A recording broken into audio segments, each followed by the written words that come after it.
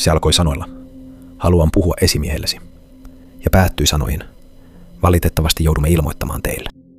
Näiltä Kareneilta vei vain 30 sekuntia täysin holtitonta raivokohtausta, tullakseen kuuluisiksi sosiaalisessa mediassa kaikista vääristä syistä, romuttaen ansioluettelonsa ja päätyen kokoaikaisiksi työttömiksi. Numero 10.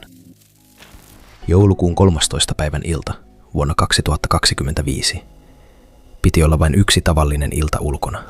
Sen sijaan illan päätteeksi vaatimaton San Franciscon Hayes Valley Hazy-ravintola muuttui barbaarisen kohtauksen näyttämöksi, jossa riidanhaluinen nainen nousi internetin uusimmaksi ja kuuluisimmaksi Kareniksi.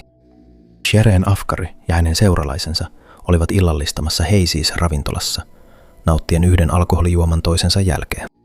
Shereen, Strava-kuntoilusovelluksen työntekijä, tuli yhä päihtyneemmäksi tuntien kuluessa, ja lopulta henkilökunta päätti, että hänen tarjoilunsa oli lopetettava. Hayes kieltäytyi tarjoilemasta lisää alkoholia sekä naiselle että hänen kumppanilleen, koska heidän mukaansa Shereen oli tullut liian päihtyneeksi.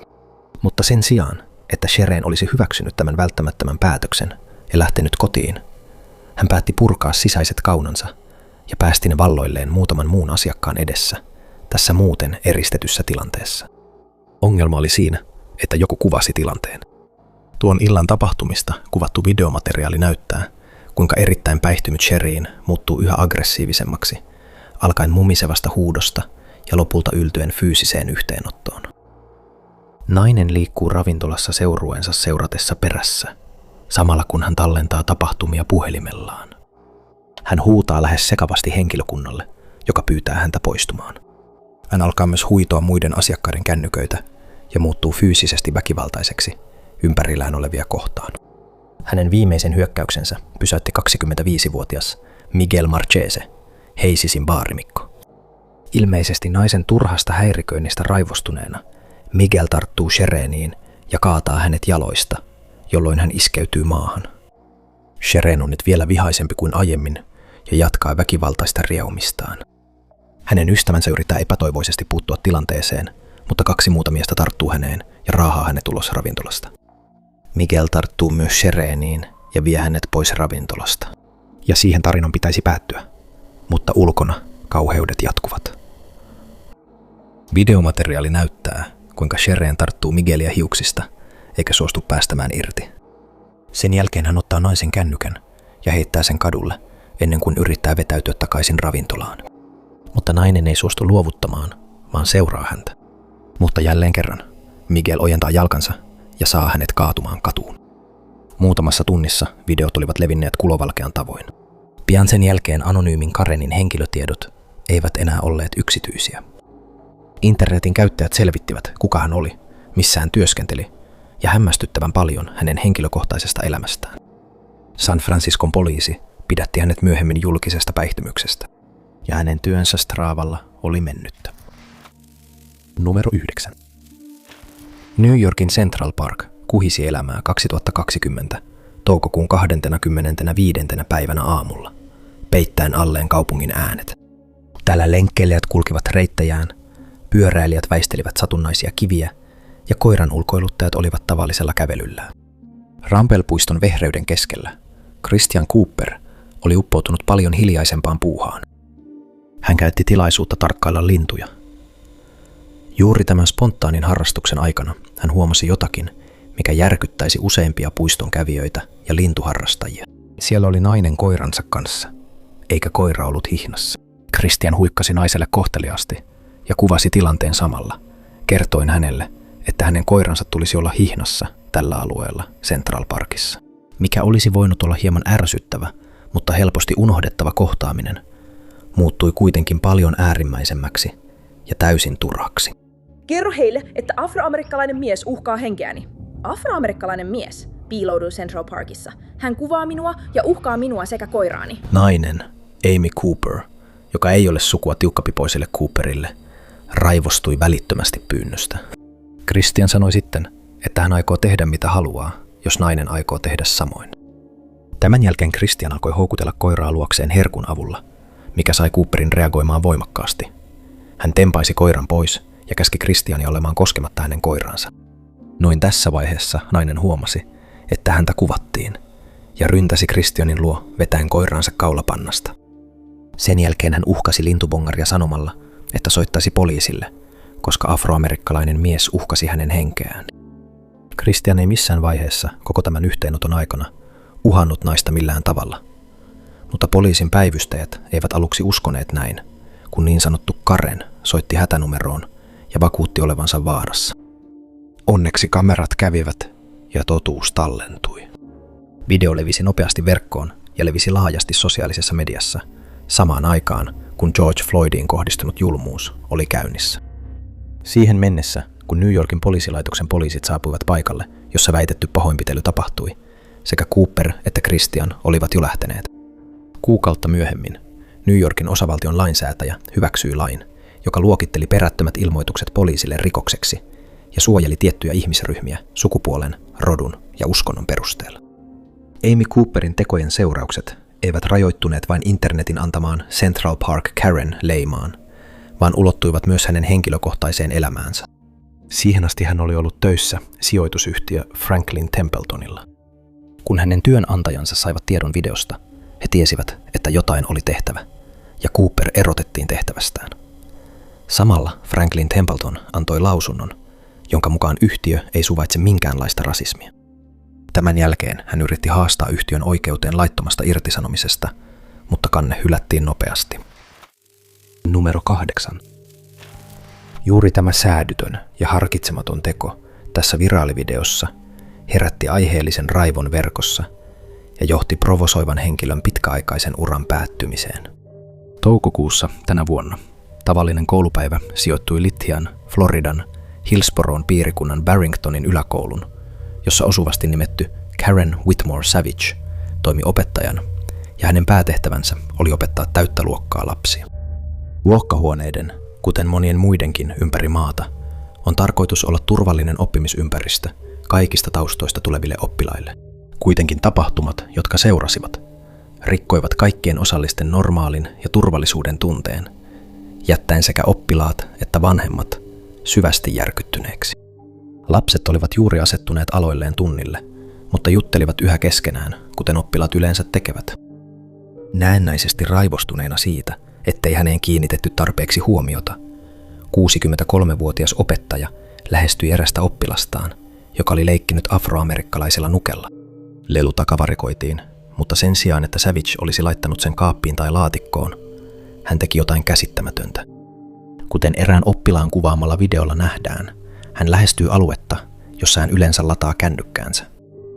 Latausjohto roikkui seinällä olevan television alla. Hän tarttui siihen, kietoi sen nukkevauvan kaulan ympäri ja sitoi sen tiukasti, tehden siitä hirttosilmukan.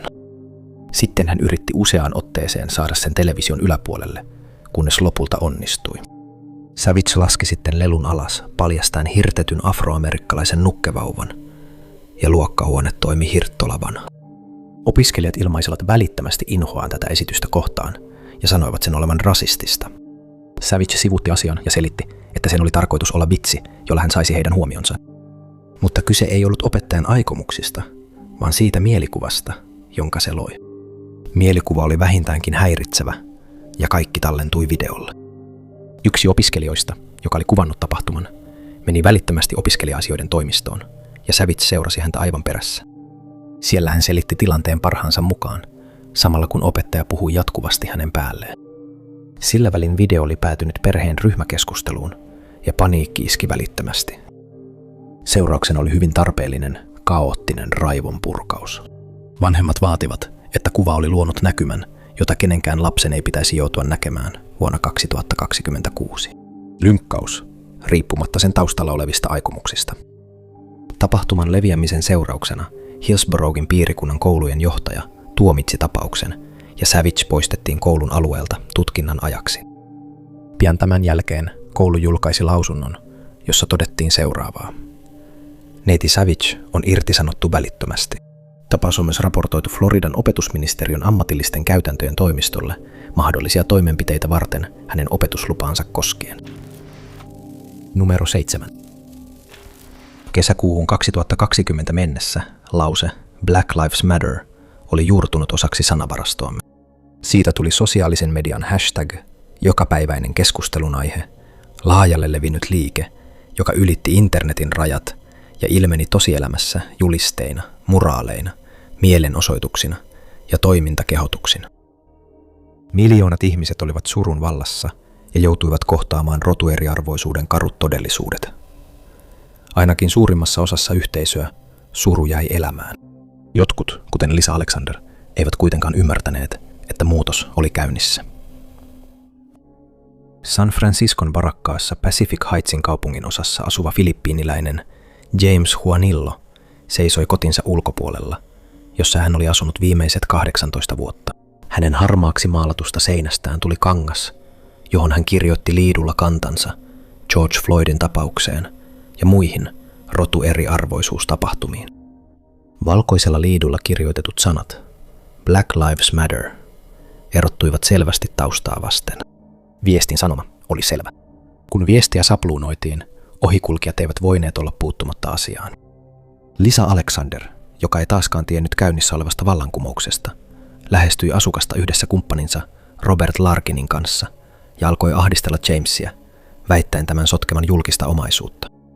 Mies selitti kohteliaasti asuvansa tässä talossa, jolloin hänellä oli lupa koristella sitä haluamallaan tavalla.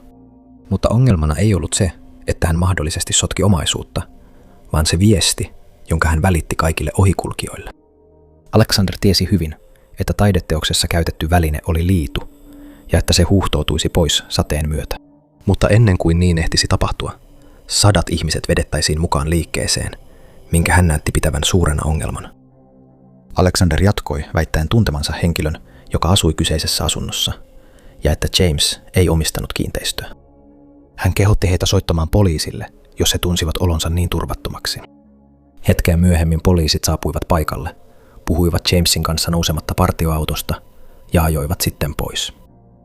Asukkaat selittivät sosiaalisen median julkaisussa, johon oli liitetty video häirinnästä, että poliisit tunnistivat Jamesin talon asukkaaksi, eivätkä nähneet syytä tutkia asiaa enempää.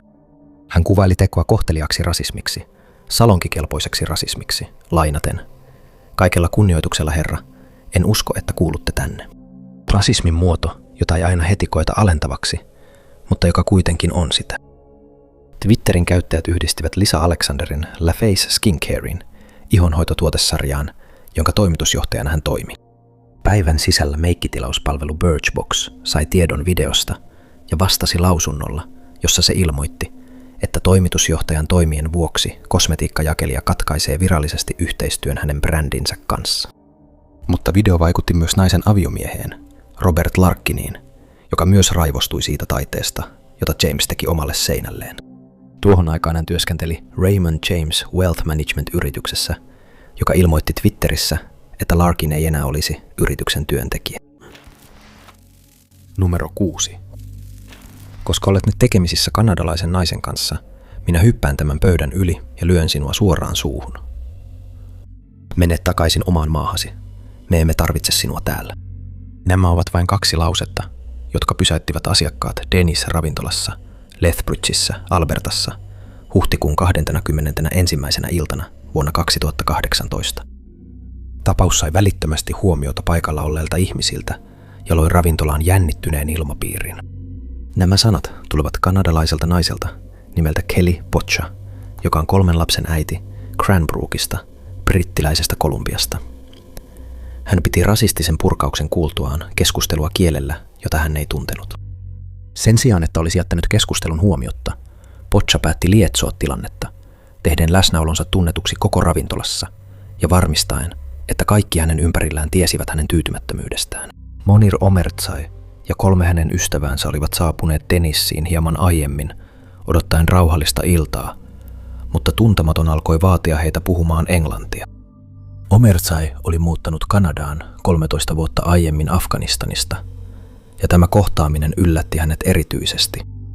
Kun Kelly Pocha tivasi häneltä, hän selitti maksamansa veroja, kuten kaikki muutkin siellä asuvat, korostaen omaa panostaan ja paikkaansa kanadalaisessa yhteiskunnassa.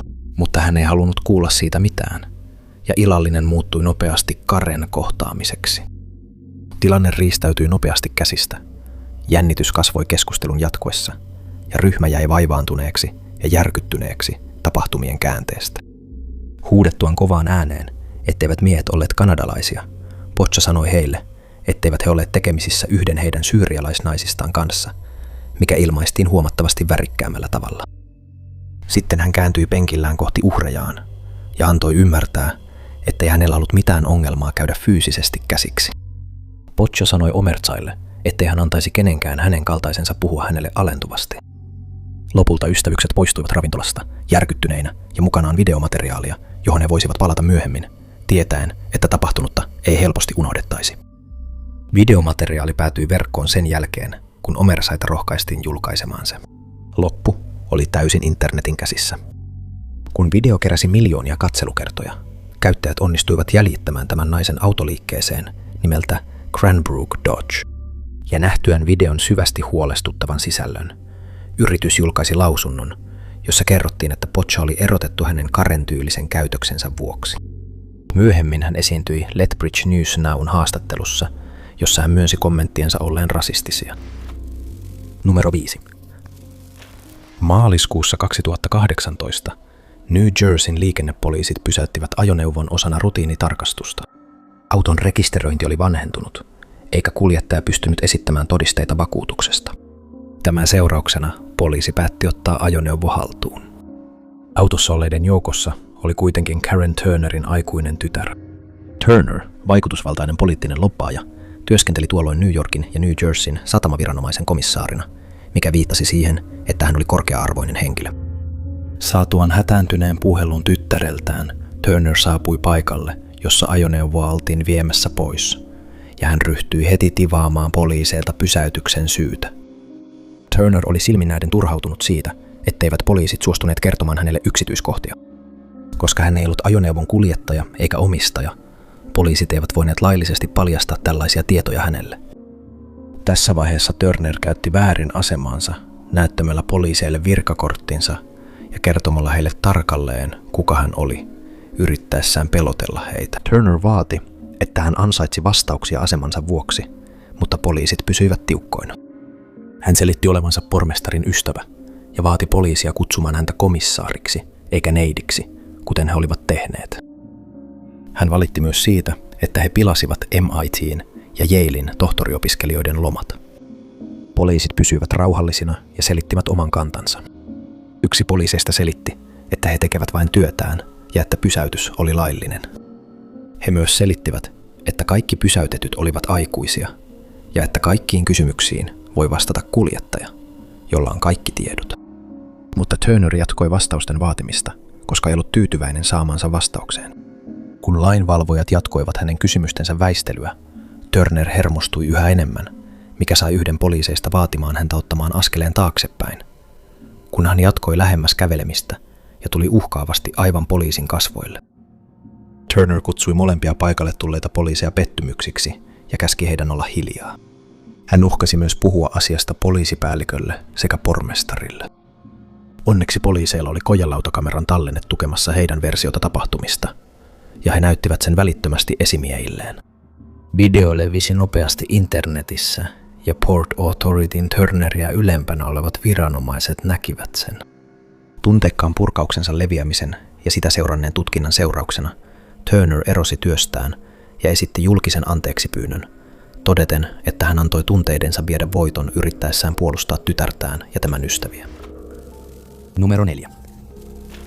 Tammikuussa 2025 Donald Trumpin johdolla käynnistettiin valtava uusi ICE-operaatioiden aalto, joka kohdistui laittomiin maahanmuuttajiin, joiden hallinto väitti olevan väkivaltaisia rikollisia tai laittomia siirtolaisia. Mutta riippumattomat tiedot viittaavat siihen, että monet pidätetyistä olivat tavallisia yhteisön jäseniä, ei rikollisia, vaan pelkkiä työntekijöitä. Nämä operaatiot ja niiden toteutustapa ovat herättäneet suurta suuttumusta ympäri maailmaa. Ennennäkemättömät teot, joita olemme sittemmin nähneet ICE-viranomaisten osalta, ovat syy siihen, miksi ihmiset, kuten Shannon Colby-Larksik, joutuivat verkossa tarkastelun kohteeksi. Lokakuussa 2025 Manpower Groupin työntekijä Shannon Colby-Larksik löysi itsensä American Family Fieldiltä Milwaukee Brewersin fanin. Se oli National Leaguein mestaruussarjan toinen ottelu, jossa Brewers kohtasi Los Angeles Dodgersin, ja Dodgers oli johdossa. Los Angelesin joukkuetta kannusti Ricardo Fasano, joka seisoi keskellä väkijoukkoa Dodgersin varusteissa ja kuvasi hetkeä, kun joku löi kunnarin 7. vuoroparilla. Los Angeles johti 4-1, katsomot olivat täynnä ja pudotuspelien tunnelmaa täydensivät olut, kannustus ja naljailu. Fasano, joka oli täynnä intoa siitä, että hänen joukkueensa oli johdossa, kääntyi Brewersin fanien puoleen ja sanoi, miksi kaikki ovat niin hiljaa? Viitaten siihen, etteivät he olleet kannustaneet hetkeen, koska joukkue oli häviöllä. Shannon istui vain muutaman paikan päässä hänen takanaan ja oli selvästi hämmentynyt odotetusta naljailusta. Fasanon nauhoittamalla videolla kuului, kuinka Shannon käytti kirosanoja ja huusi Dodgersin fanille, että oikeat miehet juovat olutta. Riita siirtyi nopeasti lapsellisesta kisailusta johonkin paljon synkempään. Kasvavien huolien keskellä Icen otteesta amerikkalaisyhteisöön Shannon teki jotain käsittämätöntä. Hän nojautui eteenpäin ja tönäisi edessään olevaa henkilöä ennen kuin sanoi, tiedätkö mitä? Kutsutaan Ice paikalle. Tuo huomautus oli erityisen latautunut, koska Fasano oli latino. Mutta hän oli myös Yhdysvaltain kansalainen ja laivaston veteraani, joka oli palvellut Irakissa ja Afganistanissa. Asioita, jotka hän mainitsi nopeasti vastauksessaan ja jopa vaati, että Sharon soittaisi ICEille, vihjaten, ettei hänelle tapahtuisi mitään. Taltiointi levisi myöhemmin verkossa, herättäen suuttumusta ja saaden nettietsivät jäljittämään Iceeta tukeneen naisen, joka esitti niin barbaarisen uhkauksen fanille, joka vain nautti siitä, että hänen joukkueensa oli voittamassa. Shannon tunnistettiin myöhemmin milwaukeelaiseksi asianajajaksi, Manpower Groupin apulaislakimieheksi ja Make-A-Wish Wisconsin-järjestön hallituksen jäseneksi. Sama nainen, joka teki unohtumattoman huomautuksen siitä, että Ice pitäisi kutsua latinomiehen kimppuun, koska tämä nautti baseball-ottelusta, työskenteli myös järjestössä, joka on omistautunut toteuttamaan elämää mullistavia toiveita lapsille, joilla on todettu kuolemaan johtava sairaus. Kaikkien rotujen lapsille. Ei mennyt kauan, kun Manpower Group sai tietää tästä barbaarisesta huomautuksesta, mikä johti hänen välittömään irtisanomiseensa. Ja kun video jatkoi leviämistään verkossa, Shannon päätti erota Make-A-Wish-järjestöstä, ja hänet jopa kiellettiin pääsemästä American Family Fieldille stadionin järjestyssääntöjen rikkomisen vuoksi. Numero 3. Sen piti olla tavallinen Uber-kyyti Manhattanin Upper East Sidella. Matka, jonka 45-vuotias muslimi Uber-kuljettaja Sohel Mahmoud oli tehnyt monta kertaa aiemminkin. Sama kyyti, joka alkaa ja päättyy ilman että muistaa matkustajaa takapenkille. Mahmoud ajoi säännöllisesti matkustajia kaupungin halki. Harvoin kohtasi mitään ongelmia. Eräs myöhäinen yökyyti elokuussa 2024 kuitenkin muodostui Mahmoudille unohtumattomaksi kokemukseksi. Hänelle jäi pysyviä traumoja. Hän koki viharikoksen vaikutukset ja hänen matkustajansa joutui kansallisen kiistan keskiöön. Tämä tapaus merkitsi merkittävää käännekohtaa hänen elämässään. Sinä iltana Uber-kuljettaja otti kyytiin 2 naista East 65th Streetin ja Lexington Avenuen läheltä. Toinen naisista oli 23-vuotias Jennifer Gilboe, mukanaan nimetön ystävä. Kaksikko nousi takapenkille, mikä tallentui Mahmoudin kojelauta-kameraan, ja kyyti alkoi. Vain hetki ajon alkamisen jälkeen hän alkoi lausua arabiankielistä rukousta pysähdyttyään liikenteessä. Hänet nähtiin tuijottamassa ulos kuljettajan ikkunasta, kädet puuskassa. Hän oli rauhallinen, hoiti rutiininsa ja yritti vain maksaa laskunsa. Mutta Jenniferillä oli muita suunnitelmia. Yhtäkkiä hän kumartui etupenkille takapenkiltä, pippurisumutin kädessään, ja suihkutti kaasua suoraan Mahmoudin kasvoihin. Tilanne muuttui nopeasti kaaokseksi, mikä järkytti sekä Mahmoudia että hyökkäystä todistaneita. Kuljettaja peitti kasvonsa ja yritti torjua hyökkääjänsä, joka tarttui häneen ja alkoi painia. Mahmoud onnistui pääsemään ulos autosta, mutta ei ennen kuin Jennifer suihkutti häntä vielä kerran pippurisumutteellaan. Tapaus tallentui kojelauta-kameraan, mikä tarjosi todisteita tästä raasta hyökkäyksestä. Mutta auto oli yhä liikkeessä, kun hän onnistui pakenemaan, eikä Mahmoudilla ollut muuta vaihtoehtoa kuin kiivetä takaisin sisään ja pysäköidä se. Kun hän yritti tehdä niin, Jennifer oli kiipeämässä kuljettajan paikalle, ennen kuin hänen ystävänsä tarttui häneen ja veti hänet takaisin, ilmeisesti yrittäen estää perusteettoman hyökkäyksen. Kun hänen ystävänsä kysyi, miksi hän oli tehnyt näin, hyökkääjä totesi yksinkertaisesti, että se johtui siitä, että kuljettaja oli ruskeaihoinen. Vaikka kirvely kesti vielä 2 tuntia, Mahmoud onnistui kokoamaan itsensä ja soittamaan hätänumeroon, minkä jälkeen poliisi saapui paikalle pidättämään Jenniferin. Video päätyi verkkoon, mikä lopulta mahdollisti internetin käyttäjien saada tietää kaiken hyökkääjästä. He saivat selville, että hän työskenteli Deep Hagen Communicationsilla, ja jotkut viestintäalan ammattilaiset soittivat yritykseen vaatiakseen hänen erottamistaan. Deep Hagen Communications julkaisi seuraavan lausunnon. Olemme tietoisia tämän entisen työntekijän käytöksestä, emmekä hyväksy sitä. Jennifer ei ainoastaan menettänyt työpaikkaansa, vaan häntä vastaan nostettiin myös syytteet viharikoksista seuraavana kuukautena. Numero 2. Kuvassa on Kingslake Karen, Patricia Smith, Lely Elementary Schoolissa työskentelevä erityisopettaja Naplesissa, Floridassa. Kun kuvitellaan ihanteellista opettajaa erityistarpeita omaavalle henkilölle, mieleen tulee joku, joka on kärsivällinen, rauhallinen, ymmärtäväinen, suvaitsevainen ja empaattinen. Patricia Smith on tämän määritelmän täydellinen vastakohta. Hänellä ei ollut yhteisössä ystävällisen ihmisen mainetta. Elokuussa 2021 eräs äiti, joka haluaa pysyä nimettömänä, oli lähdössä rauhalliselle kävelylle lastensa kanssa. Kävely vaikutti aluksi tavalliselta ja tapahtumattomalta. Kävelyn aikana he tulivat Kingslake Boulevardin varrella olevalle polulle, joka oli tarkoitettu vain asukkaille. Äiti saattoi huomata kyltin, joka kertoi tästä säännöstä, ja lapset vain nauttivat ajastaan ulkona. Äiti vaikutti olevan tietämätön asiasta, mutta ei kestänyt kauan ennen kuin joku kertoi hänelle. Patricia ajoi heidän viereensä ja alkoi tööttäämään torveaan ainakin 10 kertaa ennen kuin laski ikkunansa alas. Sen sijaan, että olisi kohteliasti kertonut äidille, että tämä reitti on tarkoitettu vain asukkaille, hän alkoikin huutaa heille törkeyksiä. Ensin hän huusi heille, vaatien etteivät he saa kävellä sitä reittiä pitkin, ennen kuin alkoi käyttää kirosanoja. Tilanne kärjistyi nopeasti, ja äiti lapsineen ja järkyttyneenä purkauksen jälkeen. Patrician reaktio ei ratkaissut tilannetta, vaan pahensi sitä entisestään. Kohtaus herätti myös muiden alueella olleiden huomion. Patricia kutsui naista valkoiseksi roskaväeksi, kuten hänen tekemällään videolla näkyy. Hän alkaa pian kohdistaa loukkauksia lapsiin, käyttää halventavia rasistisia haukkumasanoja ja kutsuu heitä sekasikiöiksi. Sen jälkeen hän keskittyy yhteen lapsista, sanoen tämän olevan erityisopetuksessa, ja käytti kehitysvammaisuuteen liittyviä haukkumasanoja loukatakseen häntä entistä enemmän. Video levisi nopeasti sosiaalisessa mediassa ennen kuin päätyi hänen työnantajansa tietoon. Hänestä kuvattua videota jaettiin laajasti, ja monet katsojat olivat järkyttyneitä hänen sanoistaan ja teoistaan. Lely Elementary School, jossa Patricia toimi erityisopettajana, asetti Patrician hallinnolliselle vapaalle tutkinnon ajaksi. Yhteisön reaktio oli välitön, ja tarina sai yhä enemmän huomiota verkossa. Eikä kestänyt kauan ennen kuin he päättelivät, että tämä epäsopiva käytös ei sovi erityislasten koulun alueelle, ja hänet erotettiin tämän seurauksena. Numero 1.